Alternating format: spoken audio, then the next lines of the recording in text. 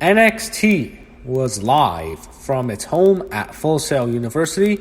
He had Mauro Ranallo, Nigel McGuinness, and Beth Phoenix on commentary, and for the third consecutive week, they went head-to-head with AEW Dynamite. And this show was basically built around hyping up the TakeOver show they're going to set up in the night before Survivor Series. It's War Games, the third War Games show. It really seems like they're setting up a big War Games match with the Undisputed Era. So you start the show off with Tommaso Ciampa making his big return to the ring after 7 months. And it's incredible because when Ciampa first got hurt, it was around WrestleMania time when he was going to have the big TakeOver match. It seemed like they were going to build up to him and Gargano, where Gargano was going to beat him for the belt. That seemed like the direction. Ciampa gets hurt, and they set up Gargano on Cole instead. When Ciampa first got hurt, there was reports where it felt like his career was over. I thought his career could be over. I remember seeing a documentary they produced with him and his wife. The guy's really depressed. I thought it was over for Ciampa. Another thing with Ciampa happens is at the end of that TakeOver show in New York where Johnny Gargano wins the belt, he comes out with Johnny and Candice LeRae. They celebrate, as they're all friends. Johnny and Candice are together, Ciampa, and obviously in real life they're all really close friends. He celebrates him. It felt like that was it for him. It felt like maybe they're going to transition to him outside of the ring. That could have been it. He comes back in 7 months. It was supposed to be at least a year. It was a neck injury. It's going to be a year. He's probably done. 7 months, he's back. Incredible. So his match with Angel Garza, you wish they would have hyped up his big first match back, but to be honest, everyone's kind of rusty in the first match, so I don't think it's a big deal. So Garza is a Mexican. He had Mexican pants, and he ripped it off. It seemed like there was like a flag of Mexico, and he was actually wearing tights, so he kind of ripped it off like slack, basically ripped them off. And Ciampa gets mad. He beats up the Mexican flag. He does a drop kick into the Mexican flag, which was pretty funny. Then eventually he crushes Garza, beats the shit out of him at the end, and finishes him, throws his pants on him, hits the Willow's Bell. 1, 2, 3. Ciampa wins. As soon as the match ends, he leaves the ring, and the Undisputed Era comes out. He sits down in the ring. He's ready to fight. Then all of a sudden, Kyle O'Reilly throws a USB stick to Mauro Ranallo at the announce table, and then they go to commercial. And they show what's on it, and they show the Undisputed Era beating the shit out of the Velveteen Dream. They don't show what happened, but they show he's unconscious. So the way I see it, it's going to be Velveteen Dream, Finn Balor, Tommaso Ciampa, maybe Johnny Gargano against the Undisputed Era, probably at War Games. That's probably where they're going. But it was a good segment. They killed them. They didn't show what happened. I liked how they leave it up for your imagination sometimes. Some of the lead-downs they do in WWE are just lame. Next, you have Danny Burch and Only Lorcan against Fabian Aichner and Marcel Barthel with Alexander Wolf. Obviously, Imperium. They are with Walter. So you had Aichner and Barthel with the victory over Lorcan and Burch. Lorcan and Burch are good workers. I don't see them going much as stars. I like Imperium. I'll call them Premium. Imperium. A lot. I like how Walter has his own faction with other Brits. I think it's great. I think Walter is a superstar. I think he can be a big star if they ever get behind him. I like Walter a lot, and I liked the segment here, and they get the win. We go to a video package with Johnny Gargano. They show Johnny's father talking about his son. He wanted to wrestle, and they really set it up. And they said he wanted to be an NXT champion.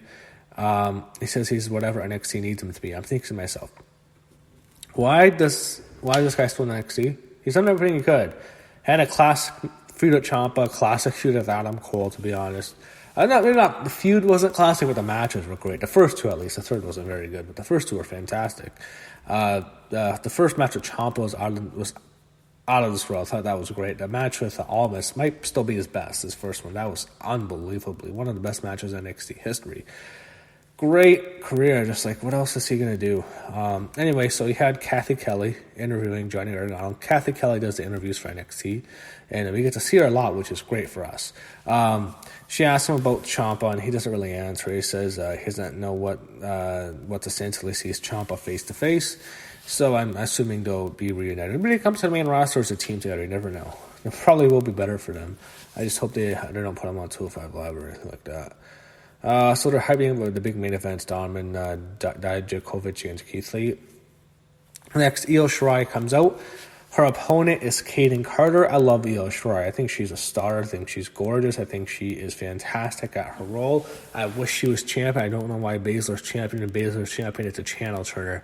I don't watch NXT live. I usually watch AEW live and watch NXT the next day when it airs on the network so I can watch it when it's full. But I honestly, if I was watching NXT live, as soon as I see Shayna Baszler, I want to change channel to AEW. But if Io Shirai, I want to watch Io Shirai. Because she's hot, and she's awesome, and she's a sexy villain, and she's great. She's fantastic in the ring. She has a lot of charisma. I love her. She should be champion. Why is Io Shirai not fucking champion? Anyway, she beats Kaden Carter. Kaden was not too bad here. Io gets she hits a nice German suplex and hits that fantastic moonsault for the 3. I think without question, Io Shirai has the best moonsault, and Kairi Sane has the best elbow drop in the business. Both of them are great. I love both their finishers.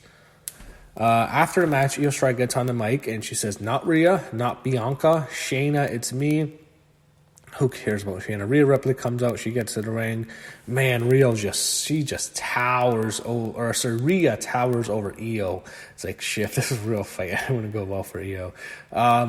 So she says, "Don't ever say my name again." Rhea talks about Rio. Oh my God. Rio, okay. Rio talks about her match at Bianca Belair next week, and I think the winner gets to face Shayna. I think Rhea Ripley will beat Bianca Belair. I don't think it makes sense to Belair's already lost several times to Baszler. So Shirai, though, that's another problem. Everyone has, Baszler just sucks. Killing this whole fucking division. It was a good promo, set up a big match, and hopefully Rhea should beat Bianca, and that sets up Rio and Io. I'd have Rhea crush Shayna and have her face Io for the title.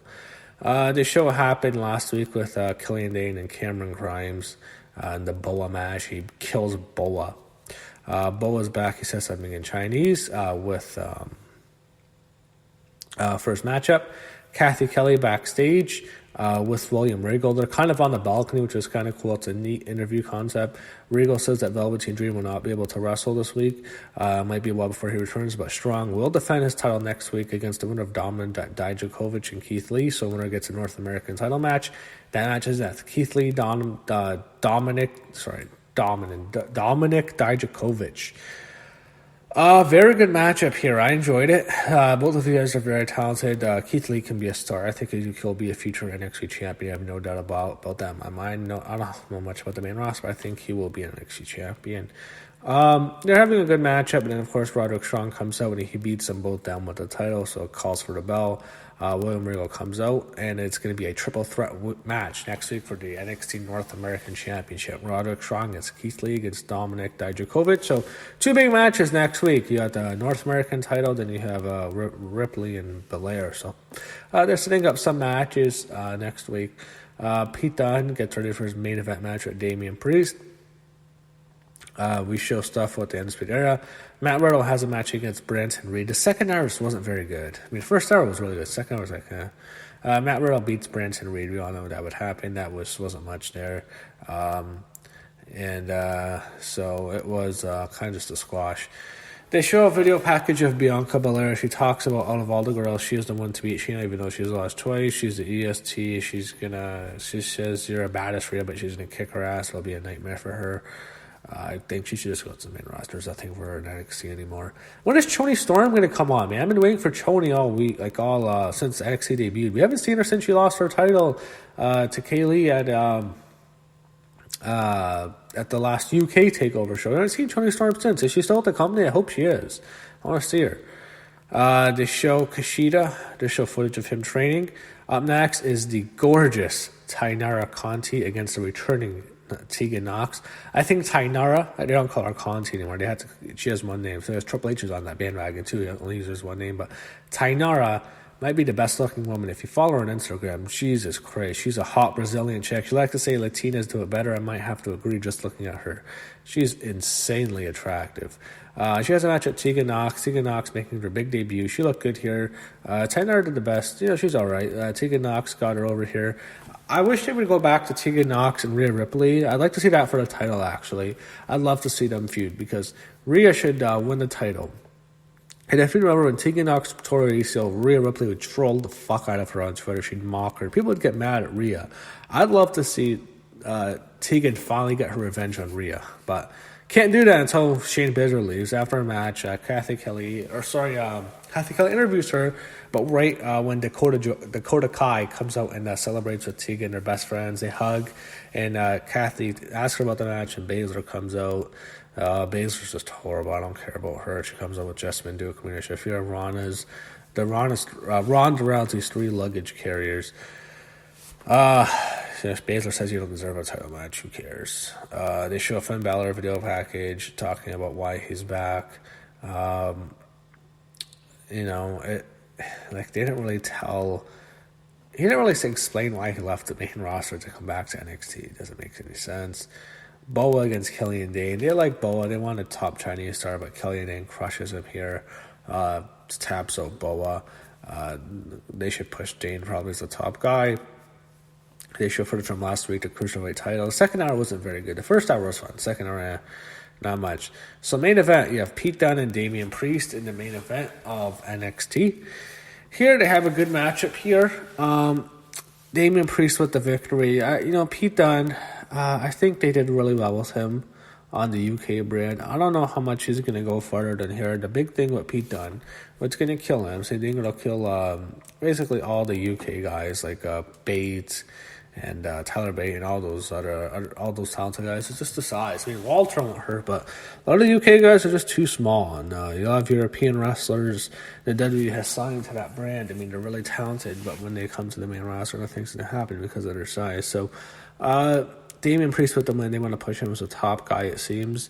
And he beats Pete Dunne here. So NXT was a good show, but to be honest, I like Dynamite a lot more this week. So AEW definitely takes the victory for me this week. I thought NXT was good in the first hour. Second hour was just kind of a filler show, kind of a setup show. So we'll see. But I preferred AEW this week.